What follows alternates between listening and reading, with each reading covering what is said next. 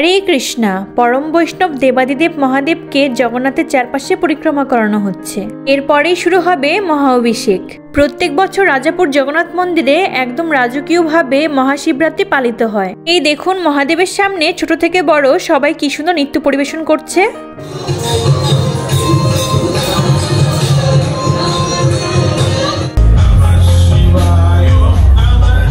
এরপরেই মহারাজ অভিষেকের পূর্বে আরতি করে নিলেন।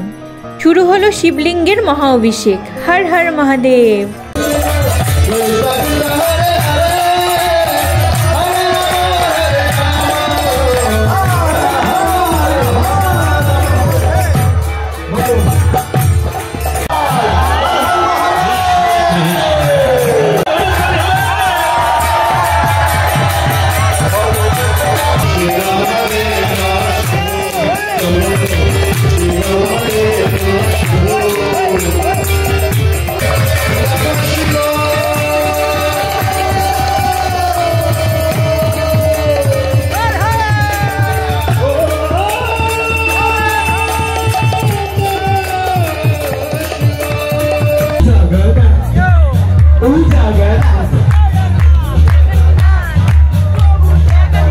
আর সবশেষে সুস্বাদু মহাপ্রসাদ।